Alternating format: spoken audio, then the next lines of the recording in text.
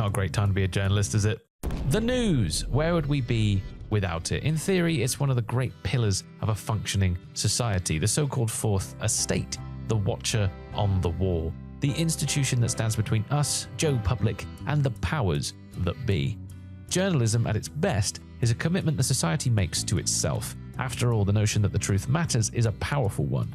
Journos are supposed to act on our behalf, to stand up for justice and hold power to account. But as noble and integral as that all sounds, we haven't had that kind of media for the longest time, perhaps forever. For many of us, it's pretty clear that the mainstream is biased, controlled, and even complicit in censorship, brainwashing, and even coercion. Journalistic integrity is at an all-time low, and now new data shows that public trust in the media is also at an all-time low. So who is to blame for this disconnect? Should we even care that journalists are being laid off en masse? And what does it mean in this AI-centric world that is bearing down on all of us? Well, I think we should talk about it. Yesterday, at time of recording, the BBC published findings from a report that was made by the Reuters Institute called the 2026 Digital News Report. This is an annual study that basically looks at how the public perceive the mainstream media from all over the world. Spoiler alert, the findings are pretty damning for journalists and news corporations. Jumping into anti-Beeb, then trust in news hits a new low. Research suggests, and let's face it, nobody needed a report to tell us that. Trust in the news has fallen to an all-time low globally, the lowest since annual reports by the Reuters Institute began more than a decade ago in 2015. The research published on Tuesday suggests that public trust worldwide is at 37%, 3 points down on this time last year. In the UK, it's fallen by 5 points to 30%, 20 points lower than 10 years ago. And is it any wonder, given the absolute state of British journalism in 2026, the absolute decline of institutions like the BBC in particular, where there's just been so much nonsense filling our news feeds, too much agenda, too much ideology, too much political bias, and we're all just bloody sick of it, aren't we, at the end of the day? More than half of respondents said they now get their news from third-party platforms like social media and video networks, so YouTube essentially, although a similar number still use news websites and TV news as well. Traditional sources are still more popular in the UK. I'm not sure it's much of a competition these days. After all, I don't know anyone that still cares much what the mainstream says. I don't know anyone that watches TV news. I think I saw an old boy buying a newspaper the other day, although come to think of it, that may have just been the Sunday Sport. Oh, you dirty old man.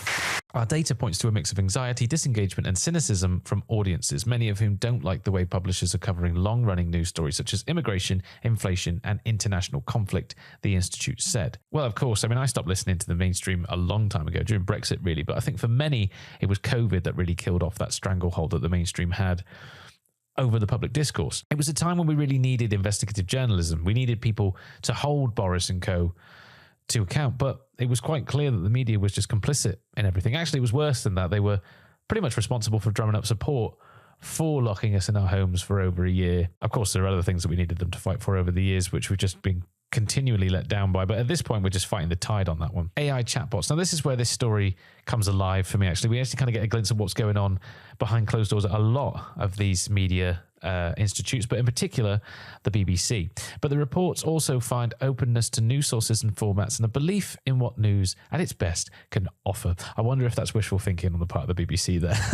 But when we jump over to this Financial Times article, BBC News teams to lose hundreds of jobs in radical downsizing, casts a little bit more light on what's going on. This is obviously linked to that 500 million quid that the BBC need to lose off its budget, that YouTube deal that I've talked about a few times on the channel, and the ongoing license fee agreement, which is being talked about in the back rooms of Downing Street as we speak. The BBC is set to cut hundreds of jobs across its core news division next week in the first part of a radical downsizing of the British broadcaster as it enters the final months of talks with ministers over future funding. Departments across the corporation have been ordered to cut about a tenth of their costs under wider plans, expecting to result in a total of about 2,000 jobs lost to save hundreds of millions of pounds. Now, boo-hoo, I hear you cry, and to be honest, I agree with you. After all, Get what you fucking deserve. But there is a line in here that actually speaks to the ongoing media decline and the current state of journalism, to be honest. It says probably a little bit more than was originally intended. One person added, "It's so annoying when they do this. How are journalists allowed to get away with not verifying sources? Current day, current era. One person added that the majority of the costs in the division, which supplies news to the BBC's various channels, apps, websites, and across the regions, were headcount, which would lead to a disproportionate number of job losses compared with other areas of the corporation. Now, this is the line that I think really says a lot. Other teams, such as in content, can more easily cut costs from non-staff areas, they added. So AI, essentially, they're using generative AI, or at least this is what this article is claiming, that journalists at the BBC use AI to create content, and moving forward, they're just going to not pay for it. But it doesn't mean they're not going to use it moving forward. They're just not going to pay for it. They're going to cut costs on that front. Big deal, you might say. And granted, yeah, it's nothing new for the BBC. BBC journalists have been using AI for a while now. After all, in 2025, they launched My Club Daily. I've got to be honest, I'd never heard of it before researching this video, but it's been running for a year, apparently, and it gives you an AI-generated news bulletin about your favourite football club. Not something that I think any football fan really needs, to be honest. I can't imagine people wanting to be that much up to date with their club. Maybe during a transfer window that might be useful. So not something that is integral to life, but it certainly seems that that might be the strat for the BBC moving forward. And you only have to read one or two articles across the media sphere to see that AI is pretty much doing the heavy lifting with these articles, and then maybe someone comes in to, I don't know, spell check or whatever, but obviously mistakes are made. And it's not a one-off either. I mean, that last video I made rings a bell. Spokesman said another win, BBC. But here's my concern with it, with the use of AI in journalism. It's not necessarily a matter of pure quality, but it speaks really to the importance of independent journalism, independent thought, and independent information. We take ChatGPT, for instance. I'm using that one because it's kind of synonymous with AI chatbots. It's pretty much the Google, isn't it, of AI chatbots. You say, oh, ChatGPT'd it. But it has a particular political leaning, doesn't it? A political framing that it pushes its content and its users towards. Now, whether you call that bias or training or model building, it's clearly a bias, but the effect essentially is the same, isn't it? And so what that means is editorial choices are made for the user before you've even typed in a prompt. Essentially, that political bias is baked in to the architecture, to that IT infrastructure, and it's one that you don't have the option to audit or change, and it's built by a company you didn't have the option to elect or make the moral arbiter of your work, essentially. And so it comes with rules and values that you aren't consulted about. And you may argue, well, human journalists are biased, and you'd be absolutely correct. After all, human beings are biased. We do bring our biases into the work we produce, into the decisions we make in our day-to-day lives. But currently, you can challenge it. You can see their bias going in. You can check their history. You can see articles and things that they've done in the past, and you can see the kind of companies they work for or the ones that they currently work for.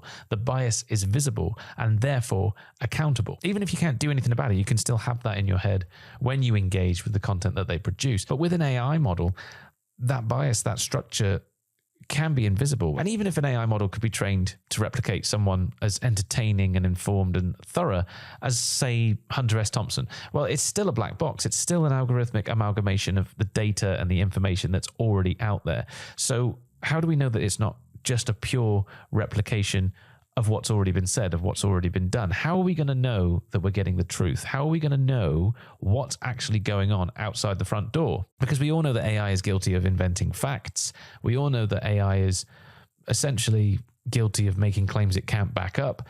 Again, just like journalists currently, but we can see that. We can find that out for ourselves. But if we're solely relying on AI, how do we know that it can verify itself? How do we know that it can fact check itself? How do we know that it can actually hold itself to account? And given how low journalistic standards and integrity have sunk, I wouldn't be surprised if AI is already doing most of the heavy lifting, which this article kind of suggests it is being used quite frequently, which is probably why, to bring it back to the first article, that Reuters have found this disconnect between the public and the mainstream in the first place, because it's hard to trust and believe anything you read, watch and hear from the BBC and other members of the mainstream media, because it's just been so tainted. And it's not just the production end of all this that concerns me. Actually, there's a bigger issue as well that's going on simultaneously, one that sadly is much less prominent in coverage, but I think goes hand in hand with all of this. We've heard for years now about attention spans getting lower and lower, the habit of sitting with a long piece of writing, following an argument, holding on to complexity, and then arriving at a conclusion.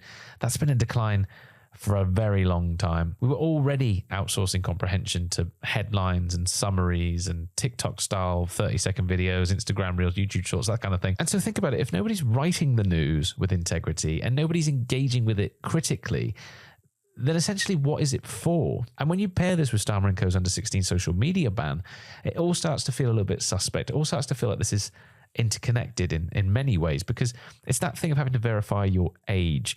So obviously we're going to have to verify that kids are too young to use social media, but we're also going to have to verify that adults are old enough, because otherwise how do you uphold this ban? And for a lot of people, that's going to be a step too far. A lot of people are going to be considering whether they're going to use social media moving forward. You probably on the fence with it, maybe questioning whether you're going to do it or not. I certainly am. But if we do that, if we do turn away from social media, then how can we reliably be informed moving forward? Because again, to bring it back to the beginning, that article, that report shows that the mainstream media is not going to be able to pick up the slack, because nobody cares what they have to say. Nobody trusts what they have to say. And so if we don't have access to independent and citizen journalism via social media, and we aren't prepared to engage with the state-sponsored AI-generated news-based content, then aren't we in danger of entering some kind of digital dark age here? And think about it, that's actually quite scary. That's quite a scary prospect. Think about what they're able to get away with now and push forward now, when at least in this current era, we're able to come together and question the narrative collectively on social media platforms. But what are they going to be able to sneak past us